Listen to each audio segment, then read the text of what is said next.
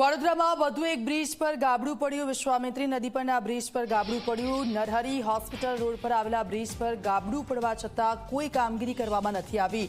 4 ફૂટનું ગાબડું પડવા છતાં કોર્પોરેશન રાહ જોઈ રહ્યું છે। તંત્રની બેદરકારીને લઈને લેવાશે વધુ ભોગ।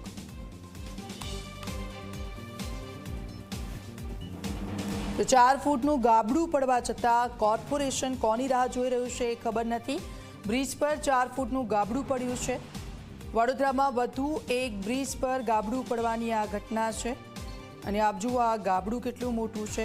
વિશ્વામિત્રી નદી પરનું આ ગાબડું છે અને ત્યાંથી વાહન ચાલકો પણ પસાર થઈ રહ્યા છે। બ્રિજ પર ગાબડું પડવા છતાં કોઈ કામગીરી કરવામાં નથી આવી। અત્યારે તમને એક વાત ખૂબ ગંભીરતાથી કહીશ કે વડોદરા શહેરની અંદર ભૂવા અને ગાબડા પડવા એક નવાઈની વાત છે નથી। કારણ એ છે કે હલકી કક્ષાની કામગીરી થાય છે, માલે તુજારાઓને કોન્ટ્રાક્ટ આપવામાં આવે છે અને ખાઈકેના ચક્કરની અંદર આજે તમે જો કે હલકી કક્ષાની કામગીરી થાય છે અને આવી રીતે ગાબડાને ભૂવા પડે છે। આજે ખરેખર તમને વાત કરીશ કે અત્યારે જે ગાબડું પડ્યું છે આરપાર જ દેખાઈ રહ્યું છે। અત્યારે થોડા દિવસોમાં અને આ જે રોડ હજારો આટલું મોટું ગાબડું પડ્યું છે અને કમિશનર સાહેબનો પાછો બંગલો છે।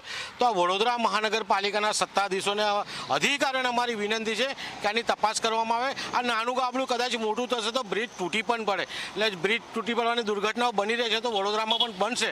તો આ સત્તાધીશો અધિકારીની વિનંતી છે વહેલી તકે ગાબડું પૂરે।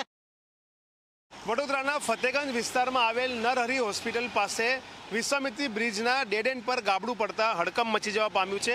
આપ જોઈ શકો છો કે અહીંયા જે આ ગાબડું પડ્યું છે તેના કારણે કોઈનો જીવ જઈ શકે છે, કારણ કે આ ગાબડું રોજે રોજ મોટું થઈ રહ્યું છે। ત્યારે સવાલ એ થઈ રહ્યો છે કે આ બ્રિજનો ફૂટપાથનો ભાગ છે કે જ્યાં લોકો અવર જવર કરતા હોય છે, વાહન ચાલકો અહીંયાથી પસાર થતા હોય છે, ટ્રાફિકથી ધમધમતો આખો રોડ છે અને ત્યાં જ ડેડ એન્ડ પર જે આ ગાબડું પડ્યું છે તેને લઈને અનેક સવાલો ઉઠી રહ્યા છે કે શું તંત્રને આ ગાબડું દેખાતું નહીં હોય?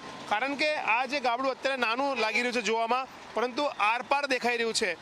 વિશ્વામિત્રી નદીની બિલકુલ જે ડેડ એન્ડ પાસેનો ભાગ છે બ્રિજનો તેને અડીને આ ગાબડું પડ્યું છે, એટલે ક્યાંક ને ક્યાંક મોટી હોનારત પણ ભવિષ્યમાં સર્જાઈ શકે છે। ત્યારે ચોક્કસથી તંત્રએ જાગવું જોઈએ અને આ જે ગાબડું પડ્યું છે બ્રિજની ડેડ એન્ડ પર તેને પૂરવું જોઈએ। મહત્વની બાબત છે કે એક તરફ વડોદરા શહેરમાં તમામ અધિકારીઓ રોડ પર ઉતરીને વિઝિટ કરતા હોવાના દાવા થઈ રહ્યા છે, પરંતુ મ્યુનિસિપલ કમિશનરનું જે બંગલો છે તે બંગલાની બિલકુલ પાછળનો આ ભાગ છે કે જ્યાં વિશ્વામિત્રીનો બ્રિજ છે ત્યાં જ ગાબડું પડેલું દેખાઈ રહ્યું છે। ત્યારે તેને ક્યારે પૂરવામાં આવશે તે સવાલ અહીંયા ઉઠવા પામી રહ્યો છે।